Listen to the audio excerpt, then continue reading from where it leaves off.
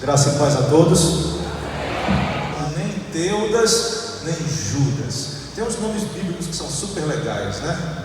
Quantos pais já pensaram em botar aqui o nome do seu filho de Teudas? Vem cá, Teudazinha. Eu acho que depois dessa mensagem você não vai querer botar o nome de Teudas no seu filho. Veja o que diz a palavra do Senhor, Atos capítulo 5. Mas levantando-se no sinédrio um fariseu chamado Gamaliel, mestre da lei, acatado por todo o povo, mandou retirar os homens, os apóstolos, por um pouco. E lhes disse: Israelitas, atentai bem no que ides fazer a esses homens, porque antes desses dias se levantou Teudas, insinuando ser ele alguma coisa, a qual se agregaram cerca de 400 homens. Mas ele foi morto, e todos quantos lhe prestavam obediência se dispersaram e deram em nada. Depois disse: levantou-se Judas, o Galileu, nos dias do recenseamento, e levou muitos consigo. Também este pereceu, e todos quantos lhe obedeciam foram dispersos. Agora vos digo: dai de mão a esses homens, deixai-os, porque se esse conselho, esta obra vem de homens, perecerá.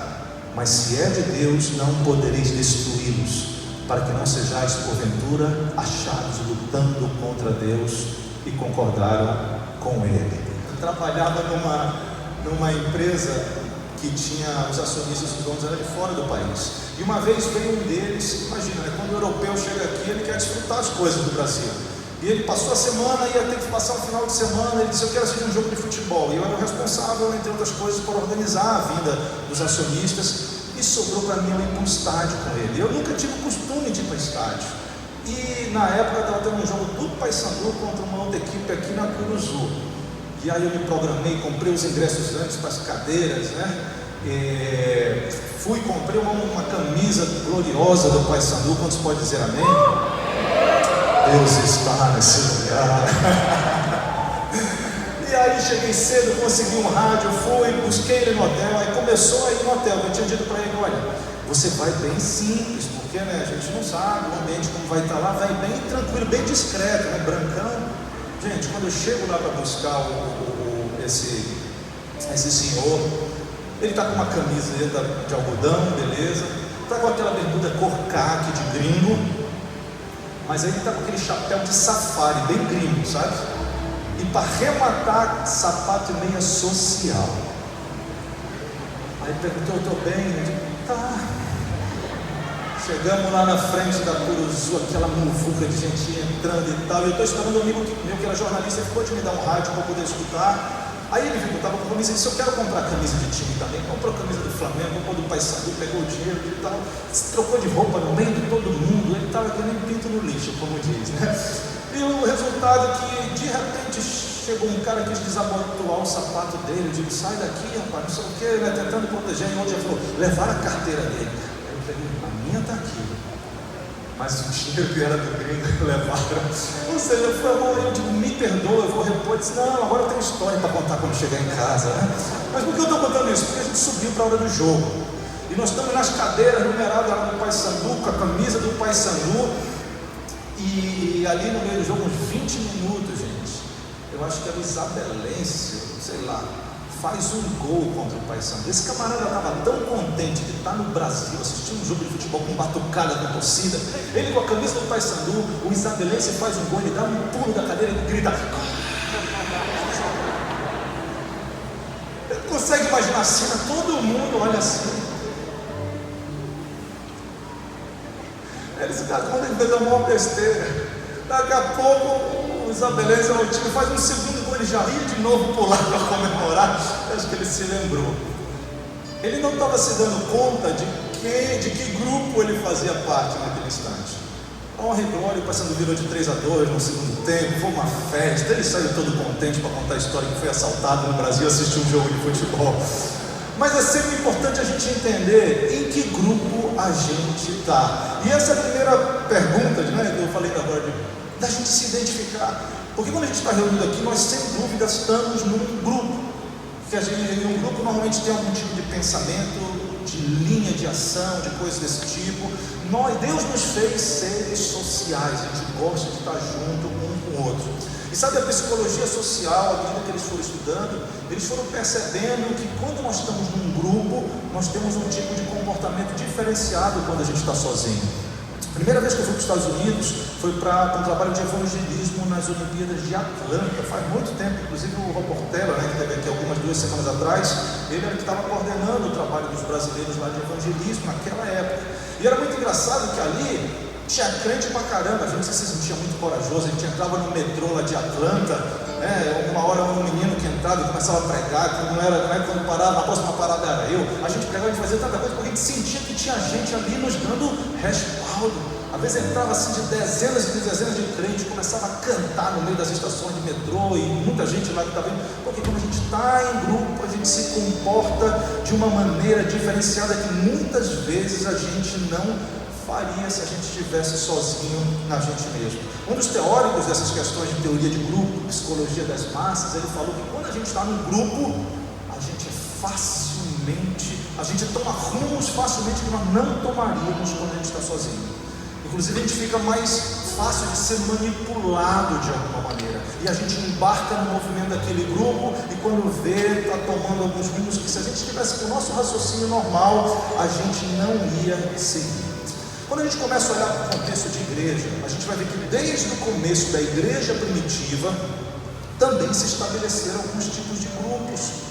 Inclusive foi um esforço muito grande, não somente dos apóstolos, mas dos chamados pais da igreja, de estruturar, baseado no que eles conheciam de Jesus, baseado na busca do Espírito Santo, para determinar padrões doutrinários que iam garantir que nós estávamos seguindo realmente o ensino de Deus, que nós realmente estávamos agradando a Jesus. E aqui você vai ver, se você começa a estudar a história da igreja cristã, as primeiras heresias que surgiram naquele meio, gente que dizia que Jesus era só Deus, não era homem, tanta coisa que mereceu a atenção dos líderes da igreja, para garantir que aquele grupo, que a igreja do Senhor, estava sendo fiel no entendimento de quem Deus era e do que Deus esperava da sua igreja, para que a gente pudesse ter certeza e confiança que a gente estava no rumo certo.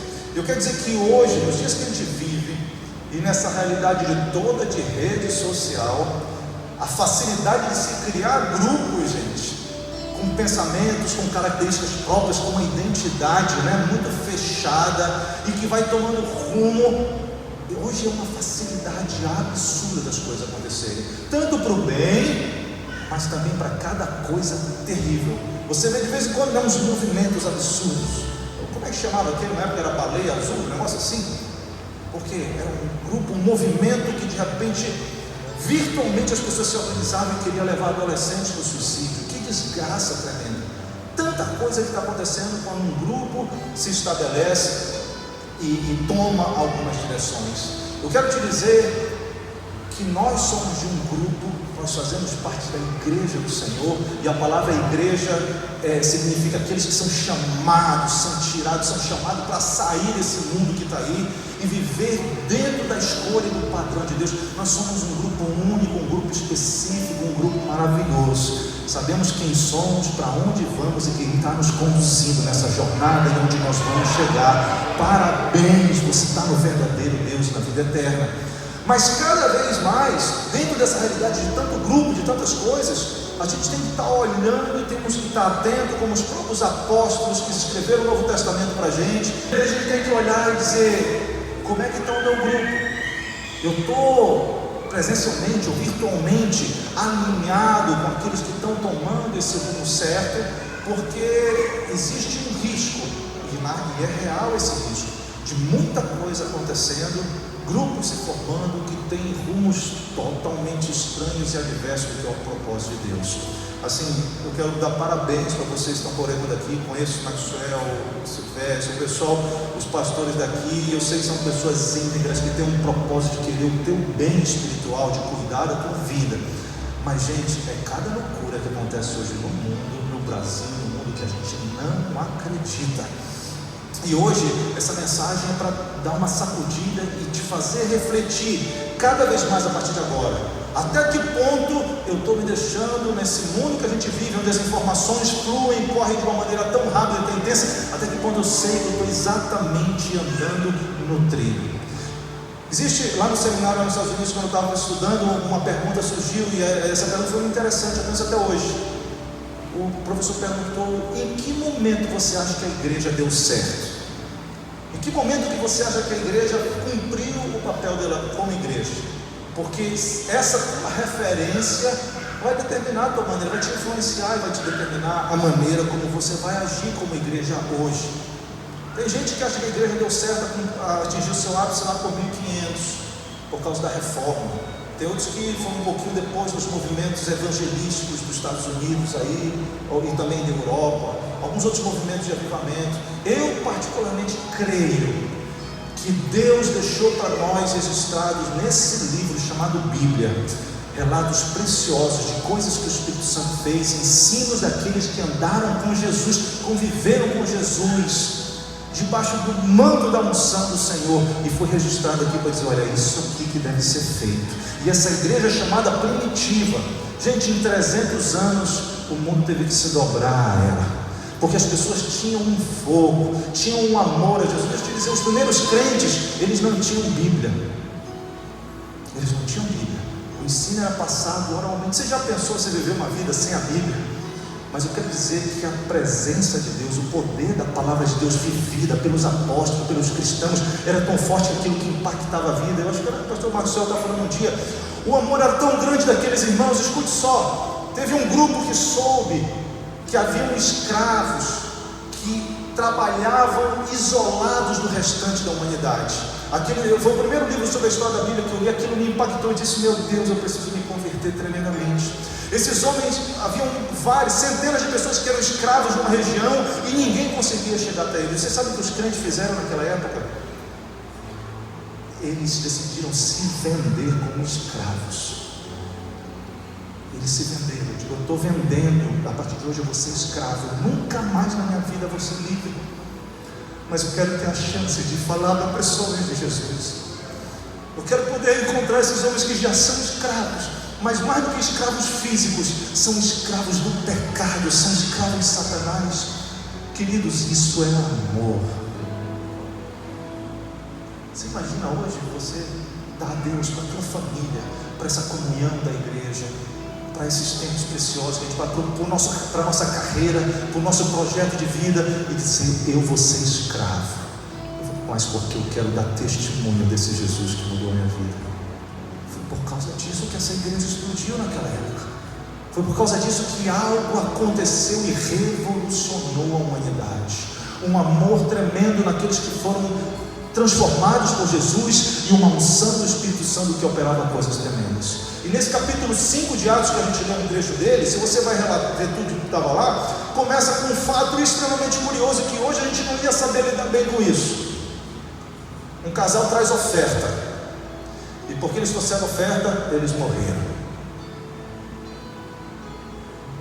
Ananias e Safira vêm, trouxeram uma oferta, mas com um propósito equivocado, e o apóstolo lá disse, aquela palavra, os dois saíram de lá mortos. As pessoas ficaram impressionadas, todo mundo respeitava a igreja, diziam: ali não dá para brincar, Deus está naquele lugar de uma maneira muito séria.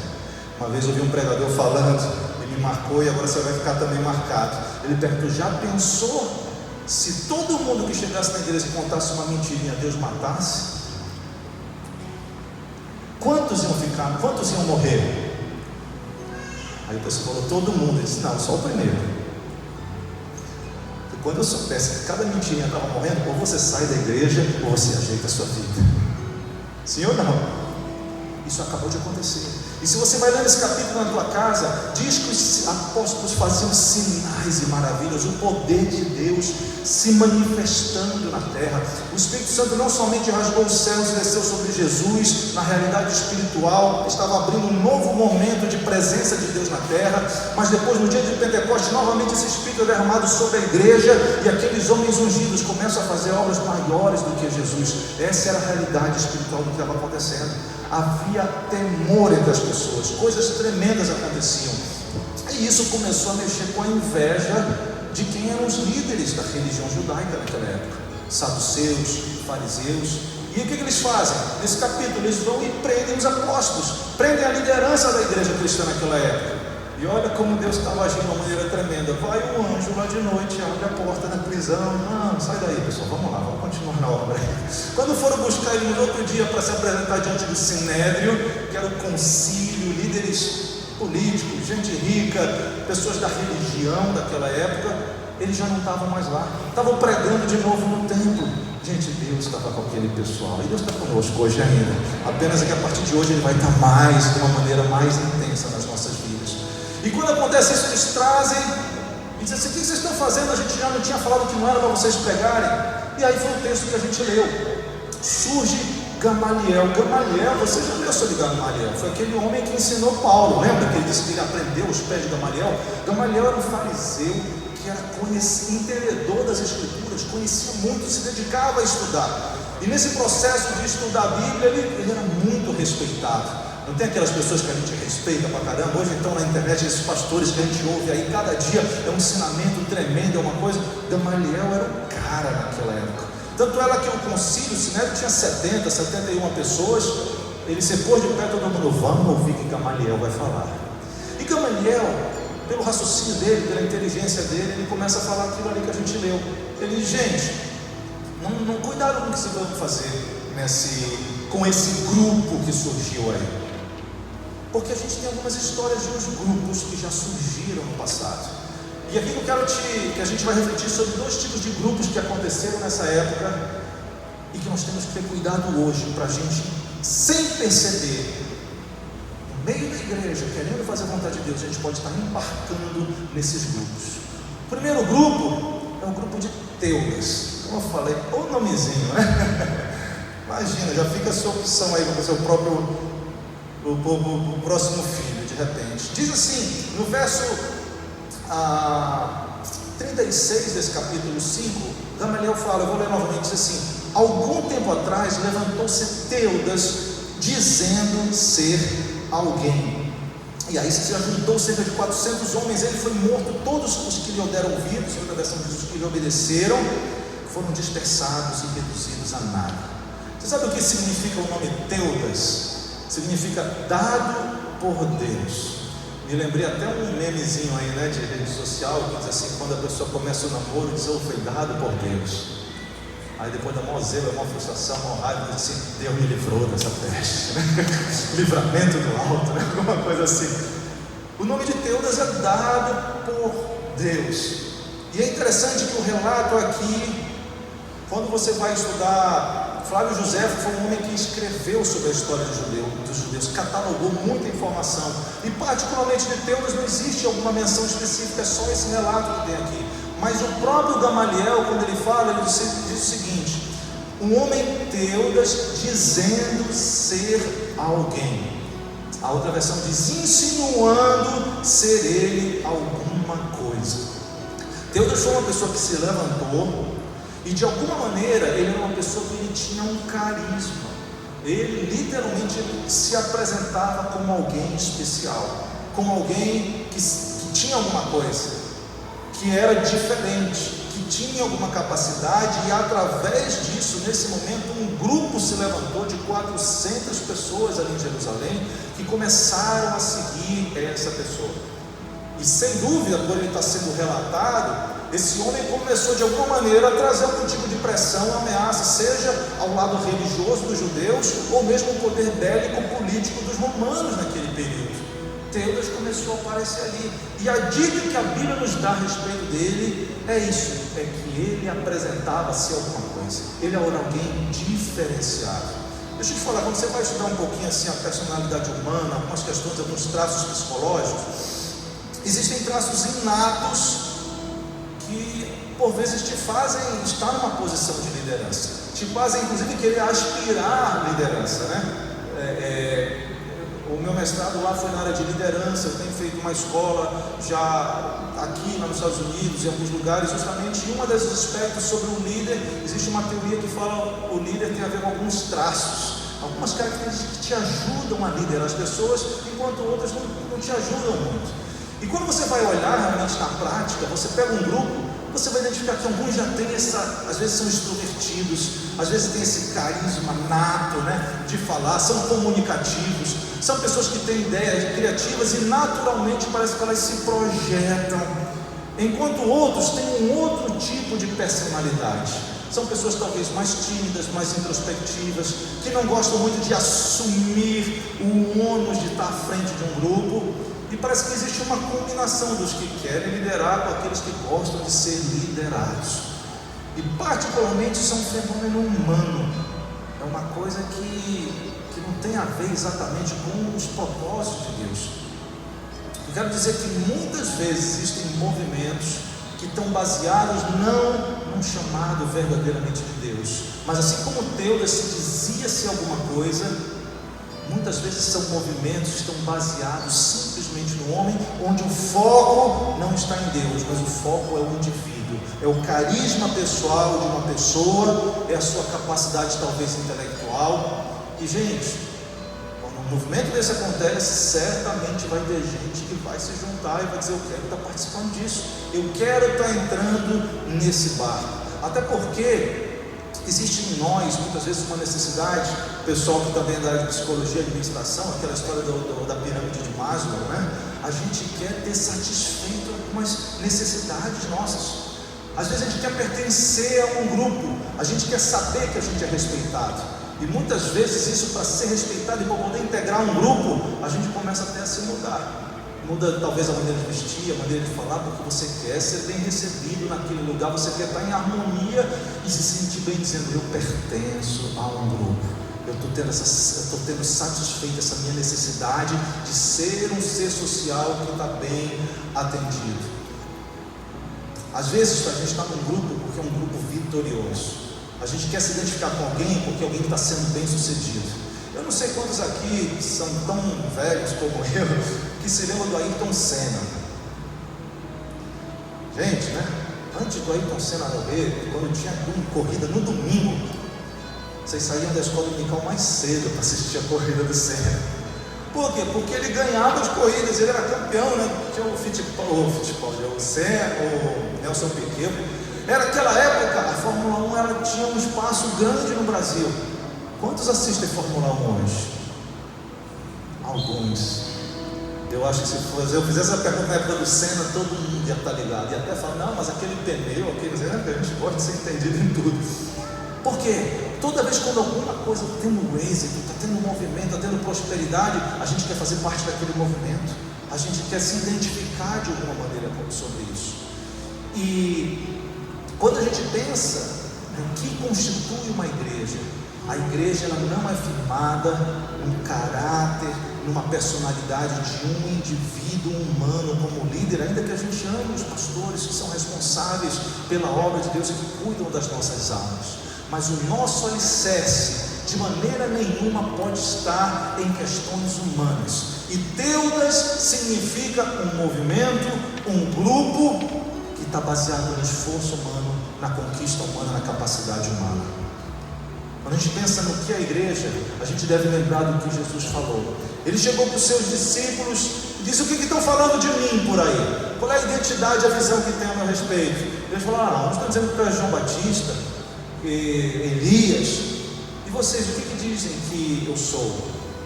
Aí Jesus, né? Pedro falou: tu és o Cristo, o Filho do Deus vivo. E nessa hora Jesus falou: Pedro, foi o Pai que te deu essa revelação. Eu vou abrir um parênteses aqui para dizer que a nossa salvação não é um processo racional. A nossa salvação, ao que abre a porta do céu, não é algo que a gente estuda. Nós somos salvos porque nós recebemos uma revelação de que Jesus é o Messias, o Filho de Deus que veio a essa terra para provar o amor do Pai, que Ele amou de tal maneira que mandou o seu Filho para morrer no teu lugar. Gente, isso é revelação. Eu quero dizer uma coisa, Paulo diz: olha o chamado de vocês, não foram muitos grandes, poderosos, pelo contrário, Deus escolheu as coisas loucas desse mundo para confundir as sábias. Nós somos os pequeninos a quem Deus escolheu se revelar. Ninguém conhece o Pai senão o Filho, ninguém conhece o Filho senão o Pai, e aquele a quem Ele quiser revelar. Eu quero dizer, se você é um salvo de Jesus, você é um privilegiado. Eu era crente, eu frequentava a igreja, eu era filho de crente, eu era neto de crente. Mas para mim, igreja era coisa daquelas irmãzinhas velhinhas, né? Que gostava de orar. Não era para mim, eu era adolescente. Mas um dia eu estava na igreja e o pregador estava pregando. Eu não sei se eu contei isso aqui da outra vez. O pregador estava pregando um estilo que eu não gostava, que era aquele estilo meio, né, death metal, né?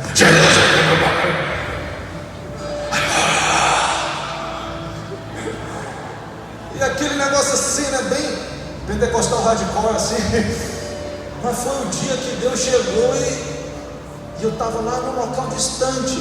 Mas quando eu vi o Espírito Santo foi trabalhando dentro de mim, eu descobri naquele dia, eu estava tendo a revelação de que Jesus não somente era aquele personagem histórico do passado, mas ele estava se manifestando como meu Salvador naquele dia. E quando eu vejo, eu estava abraçado com um irmão que eu nem conhecia, dando glória a Deus e tal.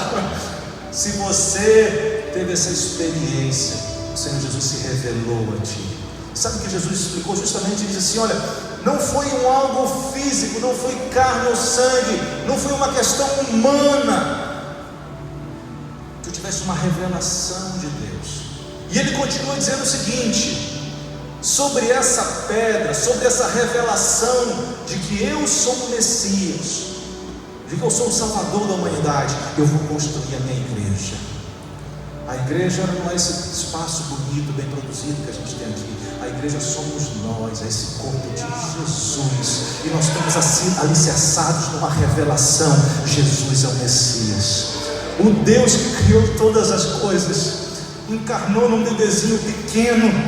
Você imaginou? O infinito se tornou finito, o ilimitado se tornou limitado, o todo-poderoso se tornou um bebê para vir por tua causa, por minha causa. Isso é muito amor. A gente não consegue conceber esse amor de Deus. E mais, o Espírito Santo veio e nos revelou essa verdade. Então entenda bem, a igreja, nós não somos um grupo no estilo de Teudas, baseado em homens. Ainda que Deus chama homens, ainda que a edificação do corpo de Cristo acontece através dos ministros que Ele chama para fazer sua obra, mas a igreja de Deus não é um grupo de Teudas.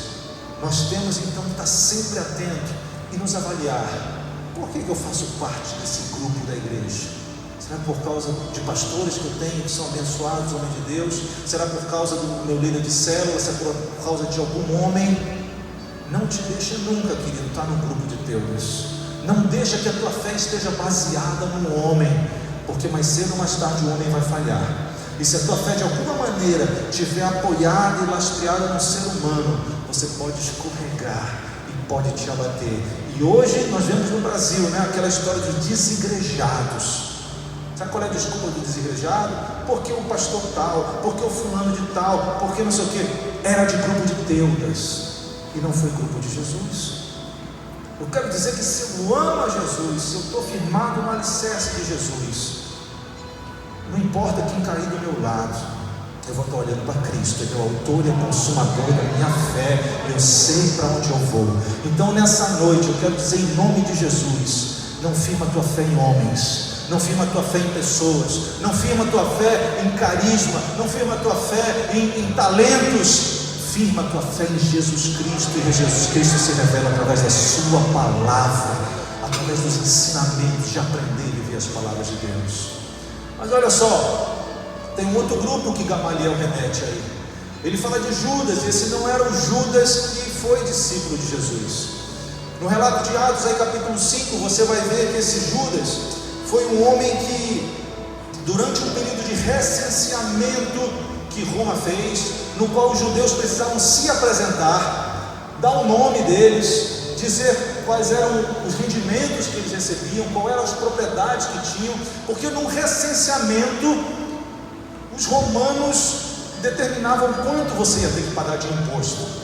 Você sabe como era o processo naquela época? A Roma tinha uma maneira diferente de gerenciar. Roma não dominava, não botava os seus líderes diretamente. Eles dominavam os países, as nações, e deixava de certa forma, né, que houvesse uma organização. O próprio Israel, o Sinédrio, era uma gestão judaica dentro do Império Romano, prestando, né, satisfação aos romanos como um todo. Mas eles cobravam essas taxas. E o que aconteceu, Judas? Quando chegou nesse momento, que eles iam se cadastrar, e gente, quem é que gosta de pagar imposto aqui? Imposto de renda, né? Está chegando aí, né? Os contadores vão ter trabalho, glória a Deus por isso.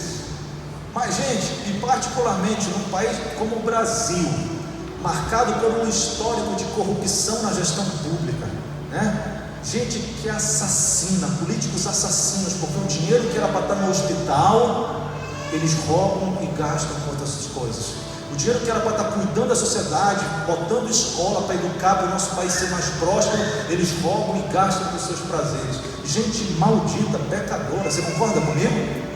Um absurdo, e a gente tem que orar para isso mudar. E a gente paga o imposto, e justamente, até a criança ficou com raiva junto comigo. A gente paga o imposto e não vai para a escola, não vai para a saúde, não vai para a infraestrutura. Vocês viram as fotos, os vídeos dessa chuva que caiu aqui em Belém? Me deu assim uma tristeza. Eu vi casa de pessoas da igreja, a água aqui, perdendo geladeira, perdendo tudo. Eu vi gente que já desistiu e se tomou banho dentro do lamão, né, da água. É uma realidade terrível. E a dor maior é porque os nossos impostos que a gente paga, os caras vão desviar, não vão usar corretamente. E Judas chegou com o pessoal dessa época e disse: é o seguinte, pessoal, Roma está nos explorando, mas nós somos judeus, a gente não tem que ficar pagando imposto para eles. Começou a fazer uma revolta baseada em pagamento de impostos, que aconteciam nesse recenseamento. Flávio José menciona isso na história dos hebreus. Particularmente, Judas foi uma pessoa, foi um tipo de movimento que, ao contrário de Teudas, lembra, Teudas era um homem, era um indivíduo, era a capacidade, o carisma daquele líder, daquela pessoa ali. Judas não era isso. Judas começou a falar assim: você está perdendo coisas, os teus bens estão sendo tomados, você está sendo privado de coisas que são. Ele começou a apelar para bens e valores terrestres, físicos, e essa foi a motivação para aquelas pessoas seguirem. Judas quis fazer as pessoas olharem para o que elas possuíam aqui na terra e seguiram por causa disso. O movimento de Judas, assim como de Teudas, não deu certo, porque Roma era fortíssima, né? Descobriram aquilo, mataram Judas, e a exemplo do que aconteceu, quem seguiu Judas se dispersou, não foi para frente. Mas quando a gente pensa no mesmo espírito que houve nesse Judas hoje, tentando se manifestar e tentando se filtrar na igreja, é um tipo de movimento que quer fazer um cristão que devia estar com os olhos na eternidade, nas coisas do alto. Esse cristão está baseado nas coisas da terra e está buscando tesouros na terra, onde a traça corrói e onde o ladrão rouba. Judas naquela época tinha um programa na rádio, ele dizia assim: você tem que se revoltar contra a pobreza, você tem que se revoltar contra Deus e dizer: Deus, tu tem que me dar isso, tu tem que me dar aquilo. Vocês ouviram essa rádio que tocava lá na época de Jesus? Não, não tinha rádio naquela época. Você sabe do que eu estou falando.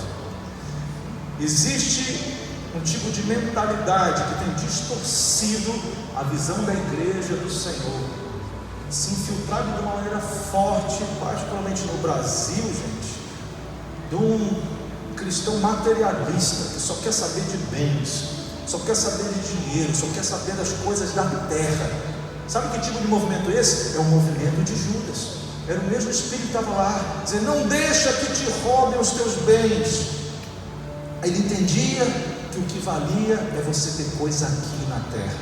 Sabe, esse tipo de pensamento está diametralmente contrário aos propósitos de Deus que a gente vê nas Escrituras, nos alicerces da nossa doutrina bíblica neotestamentária. Jesus chega, quando ele está no Sermão do Monte, o que ele ensina? Ele diz: olha para as aves no campo, olha os lírios do campo, olha as aves do céu. Eu gosto muito de um cantor americano, ele se converteu naquela época do movimento hippie, e ele tem uma música que é fora de série sobre o texto do Sermão do Monte. Ele fala que ele parafraseia uma conversa entre uma andorinha e qual é o outro passarinho, gente? Um pardal. Obrigado. Uma conversa entre uma andorinha e um pardal. Aí a andorinha fala assim para o pardal: pardal, por que será que esses homens vivem tão angustiados, preocupados, estressados? com o que eles vão comer e com o que eles vão beber. Aí o pardal responde para a andorinha: vai ver, eles não têm um Pai Celestial como tu e eu que cuida da gente. Do caramba. Olhai as aves do céu, Deus está cuidando deles. E Jesus diz: busquem em primeiro lugar o reino de Deus e a sua justiça. Judas estava querendo olhar e preocupado com o dinheiro que estava saindo do bolso dos judeus, e por causa disso ele levantou um grupo para resgatar, para reivindicar, para ter o seu dinheiro restituído, os seus bens restituídos. E essa não é a visão da igreja. Quando você olha para Pedro lá no primeiro capítulo da sua epístola, ele diz: olha, continua nessa jornada, porque o fim da vossa fé é você ser rico. Não, o fim da vossa fé é a salvação da vossa alma. Esse é o rumo. E gente, Paulo, caramba, Paulo, né? A gente cita Paulo, eu digo assim, tem gente que pega uns versículos de Paulo e bota lá em cima, mas parece pegar outros e rasga e esconde, porque não quer que as pessoas ouçam e vejam. Paulo, quando ele está tratando com os filipenses, e aqui a gente vai mencionar um dos versículos que é muito conhecido daqui a pouco, mas olha o que ele diz, tentando alertar, assim como a gente está hoje aqui, um alerta sobre a nossa vida cristã. Ele estava tentando alertar contra esse grupo, essa mentalidade, esse espírito de Judas, de querer priorizar as coisas da terra. Olha o que ele diz: irmãos, olha para mim, me imita, faz as coisas que vocês estão vendo em mim, um modelo. Porque olha o que ele diz aqui, gente, presta bem atenção e avalia se isso não acontece nos nossos dias. Olha o que ele diz: porque tem muitos andando entre nós, no meio dos crentes, e olha o que ele diz, esses eu já falei repetidamente, até chorando, que são inimigos da cruz de Cristo. O que é um inimigo da cruz de Cristo? Olha lá, o Deus dele é o ventre. Paulo está falando, é gente que quer satisfazer coisas passageiras daqui. A glória dele está na sua infâmia, o destino deles é perdição. E sabe o que me chama a atenção nisso aqui, gente? Tem gente que fala, né, que a gente tem que ser muito racional, muito mental, está na adoração de Deus, um culto racional, e gente que confunde o que a Bíblia diz sobre o culto racional. Mas olha, até porque as emoções, né, a neurociência, a psicologia mostra, nós somos indissociáveis das nossas emoções, as nossas emoções estão presentes. Mas olha isso aqui, olha, Paulo dizia, olha aqui, até chorando. Entende o lado pastoral de Paulo? Paulo foi aquele homem que perseguia a igreja. Ele tinha matado o crente. Você já pensou o que é a culpa que você deve ter? Já pensou se você tivesse matado crentes e depois você tivesse um encontro com Jesus? Você não ia viver, né? Meu Deus, como eu fiz aquilo? Mas ele teve a visão do Senhor Jesus chamando ele. Ele ficou cego. Ele foi batizado no Espírito Santo. A vida dele mudou totalmente. Paulo foi aquele homem que teve uma experiência com Deus de estar no terceiro céu, e ele não registrou o que ele viu, mas ele disse que ele viu coisas inefáveis. Essa palavra inefáveis, né, já é uma palavra em línguas estranhas, né? Eu não sei o que é bem inefável, mas é algo maravilhoso. Você já pensou você ter um gostinho do céu? Paulo teve esse gostinho do céu. E olha, presta bem atenção no que eu vou te falar agora. Eu acho que porque ele teve esse gosto do céu tão marcante, tão profundo, que ficou muito claro na vida dele, não há nada melhor que o céu, não há nada melhor que Deus, não há nada que compense, que chegue perto as coisas que ele viu lá, as coisas que ele experimentou lá, e as coisas que nós vamos experimentar em nome de Jesus. Mas sabe o que ele percebeu? Que esses homens sejam, em 2 Coríntios ele chama eles de apóstolos, de pessoas que estavam divulgando uma mensagem. Ele dizia, esse pessoal está no nosso meio, mas eles são inimigos da cruz de Cristo. Esses homens querem saber só de si. E olha, gente, o peso pastoral, entende bem, Paulo queria que cada um desses irmãos chegasse no céu. O coração de um pastor é querer que cada ovelha chegue lá. Não adianta você só vir para a igreja, mas chegar na última hora. De que adianta um homem ganhar o mundo inteiro e perder a sua alma? E Paulo, quando ele via que tinha gente ouvindo as mensagens do grupo de Judas, pensa nas coisas da terra, você pode, você vai conquistar e não sei o que, coisas da terra somente. Paulo chorava. Ele dizia: por favor, meus filhinhos, não tomem esse rumo. O céu é maravilhoso, o que Deus tem preparado para a gente é maravilhoso. Já senti esse gostinho, mas quem entrar nessa barca não vai chegar lá, porque os que são do grupo de Judas, os que são inimigos da cruz, os que têm Deus como ventre, só quer se satisfazer, o destino deles é destruição.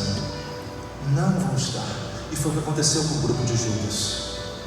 Nós já vamos terminar, porque não somente existiam esses dois grupos, mas existia a verdadeira igreja do Senhor nesse meio.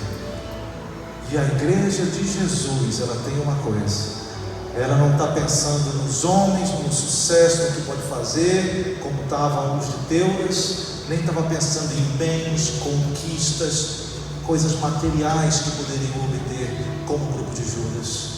Esses homens aqui, eles estavam com foco em Jesus. Se você vai ver aí o verso 40 em diante, a gente não vai entrar em detalhe aqui, mas olha o caráter e o perfil dessas pessoas, desses apóstolos.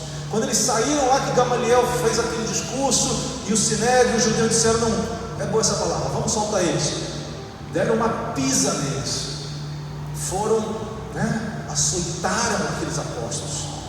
Gente, eu, do jeito que sou, meio frouxo, vou dizer: poxa Deus, estou pregando o teu evangelho, meu Deus, tu ainda deixaste eles me baterem, Deus, me deram chibatada, Deus. Foi essa. Eles sofreram pelo evangelho, eles foram açoitados, mas não pararam aí. A Bíblia diz que eles tinham alegria. Se você ver o verso 41, eles falam assim: os apóstolos retiraram-se da presença do Sinédrio, regozijando-se, porque foram encontrados dignos de padecer afronta pelo nome de Jesus. Você já pensou isso, gente? Chibatada, todo doído, todo manhado, todo ardido. Apanhei por causa de Jesus. Glória a Deus. Essa é a cara da nossa geração, gente. Essa é a cara de muita gente que está pregando por aí. Estou sofrendo por causa de Jesus. Estão falando mal de mim porque eu estou evangelizando. É muito Teudas e muito Judas hoje. Mas o Senhor traz à luz essas coisas para que esses espíritos caiam e a gente esteja firmado na rocha. E quem está firmado na rocha não se abala. O rio pode subir, o vento pode soprar, a chuva pode cair, a casa vai permanecer. Nós vamos até o final do Senhor. Esses apóstolos, diz que daí eles foram para o templo local de adoração, de ter experiência com Deus. Não somente isso, eles iam de casa em casa, eles tinham comunhão, e isso é necessário, essa comunhão, esse contato, da casa em casa, diz respeito, esse discipulado mais próximo. Eu vou mencionar isso aqui porque para mim foi precioso o que eu aprendi com esse irmão. O irmão até que mora lá perto onde eu moro, mas veio ministrar aqui no Brasil. Ele fala que no culto grande da igreja, às vezes a gente consegue empurrar para baixo do tapete as nossas desavenças, porque se o João está com bronca do José, ele olha: onde é que está o José? Ele está lá na outra ponta, na zona norte, e você está na zona sul. Mas quando você está na casa, João e José vão estar cara a cara. E por que Deus permite que a gente passe por essas desavenças? Para a gente crescer naturalmente.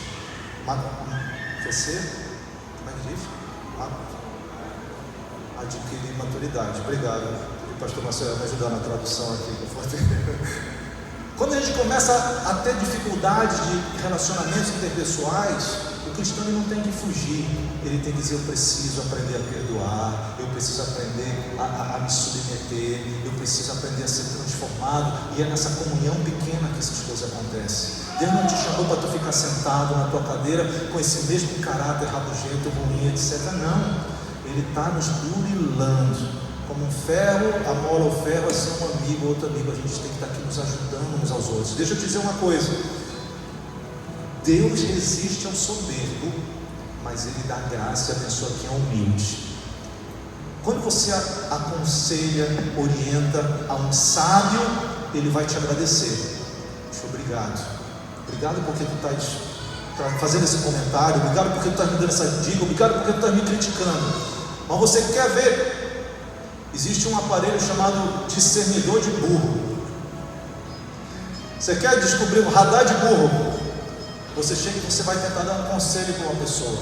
Você vai tentar dar uma orientação para essa pessoa. Fulano, deixa eu dizer, aconteceu ali, deixa eu te dar uma sugestão, deixa eu te fazer um comentário, assim, assim. Aí você disse, rapaz, não te mete na minha vida. O radar diz, é burro, é estúpido, é tolo. É a Bíblia que diz isso. Aconselha um sábio, ele vai te agradecer, porque o sábio sabe que as pessoas podem ajudar ele a transformar. E a nossa vida no Evangelho é uma vida de transformação. Por isso que existe o arrependimento. O que é o arrependimento? Eu perceber que eu tenho erros, eu preciso mudar para Deus e para abençoar as pessoas. Mas quem é orgulhoso diz, não, a Bíblia fala, você vai aconselhar um tolo, um nécio, na linguagem de hoje, burro, seja lá o que for, ele vai brigar contigo, ele não vai aceitar aquilo. E nessa comunhão da casa, meu Deus, o tempo está terminando, isso acontece. Não somente isso, ensino da Bíblia. Aqui há 2 semanas atrás, me chamou muito uma coisa que o Rodolfo naquela ministração falou. Ele disse, quando você se expõe a esse livro, você está se expondo ao próprio Deus. O pessoal do grupo de Judas não quer saber desse livro. O pessoal do grupo de Teudas também não quer saber desse livro. Mas o pessoal do grupo de Jesus, que é a igreja do Senhor, quer saber desse livro, quer conhecer esse livro, quer comer esse livro, quer meditar esse livro. Bem-aventurado aquele que não anda no caminho dos ímpios, não se detém na caminho dos pecadores, nem se assenta na roda dos escarnecedores, antes tem o seu prazer na lei do Senhor, e na sua lei medita de dia e de noite, como aquela árvore plantada junto a ribeiro, o fruto está todo o tempo ali. Aqui, gente, aqui precisamos conhecer, para podermos rebater tanta coisa ruim que está acontecendo nesse mundo aí. Vamos terminar. Eles estavam pregando a Jesus, eles estavam evangelizando. Essa missão nunca para. Nós temos muito que proclamar o Evangelho do Senhor. E o grande resumo, esse povo tinha foco em Jesus. Esse povo não estava preocupado em outra coisa senão em realmente ter Jesus sendo glorificado. Eu vou terminar fazendo a menção de um texto que costuma ser tão usado nos nossos dias, mas que é pela metade. Filipenses capítulo 4, do nosso querido apóstolo Paulo, nosso irmão. Você conhece o verso 13 de Filipenses 4? O que diz? Ô gente, vocês não sabem o que lê a Bíblia. 4,13, o que diz? Glória a Deus. E normalmente isso é associado com uma mensagem do grupo de Judas. Faz, tu vai conseguir, porque tu pode todas as coisas naquilo que te fortalece. Mas o apóstolo Paulo, quando ele está escrevendo isso para os Filipenses, olha o que ele diz. Na verdade, ele tinha recebido uma oferta, uma ajuda do povo daquilo ali. Aí no verso 11 diz o seguinte, olha, ele diz assim, eu agradeço porque vocês já cuidaram de mim, agora vocês cuidaram novamente. Eu não digo isso por causa da minha necessidade. Olha o que ele diz aqui, porque eu já aprendi a viver contente em toda e qualquer situação. Apóstolo Paulo, olha o que ele diz, eu sei passar necessidade, porque ele já tinha passado necessidade. Ele diz, eu também ter abundância, porque ele já tinha passado por abundância. Ele diz, em toda maneira, em todas as coisas, eu aprendi a ter fartura, mas a ter fome. Eu não acredito que aqui provavelmente ninguém passou fome. Não tenho o que comer, estou com fome, eu não tenho opção. O apóstolo Paulo, aquele homem de Deus que viu o céu, passou fome. E ele continua, ele dizendo, aprendi a ter fartura e fome, aprendi a ter abundância como parecer necessidade.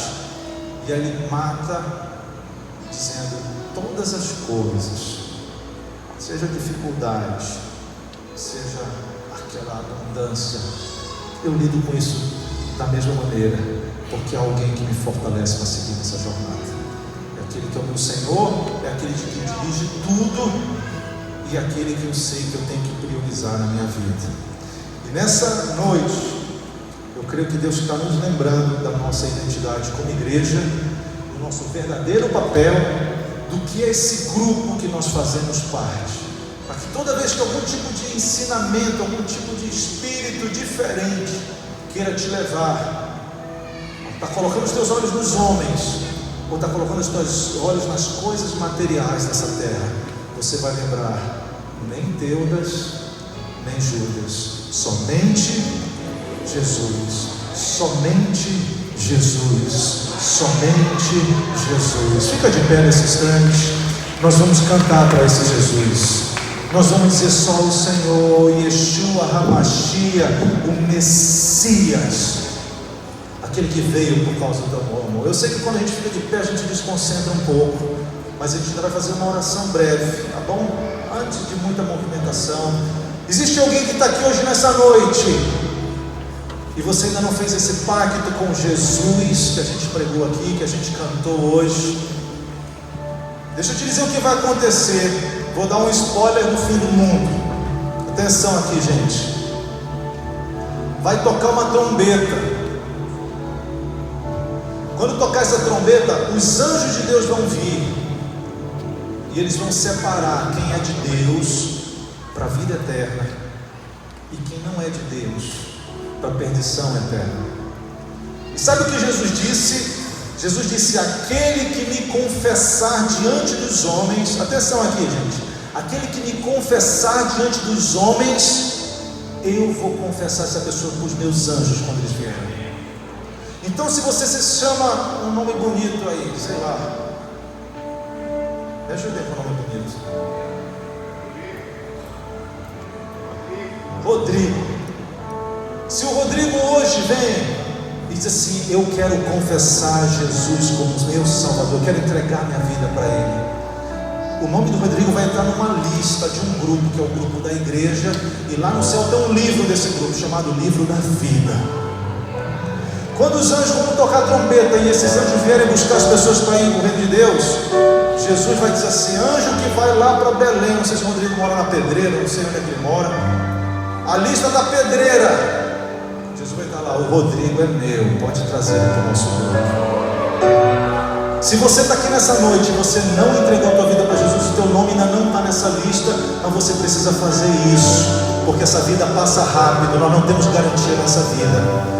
A nossa garantia, o nosso tesouro está no céu. Se você nunca entregou a tua vida, vem rapidamente aqui na frente fazer isso para Jesus. Se existe alguém nessa noite que não fez isso, esse é o teu momento, é o dia que Deus preparou para ti, mas venha rápido, porque a gente precisa terminar cultuando o nosso Jesus. Se existe alguém que nunca fez isso, venha rapidamente, enquanto a igreja já está em espírito de adoração aqui.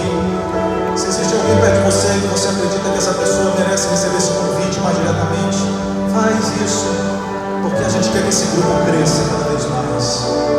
Senhor Jesus, teu povo está aqui redimidos por causa do teu sangue. Obrigado pelo teu sangue, Jesus. Vamos estar entrando nesse momento de adoração, de oração, de culto a Ele. Se você puder fechar teus olhos. Obrigado, Senhor, porque tu me compraste com o teu sangue.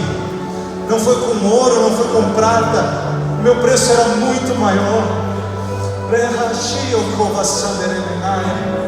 O preço do Cordeiro de Deus.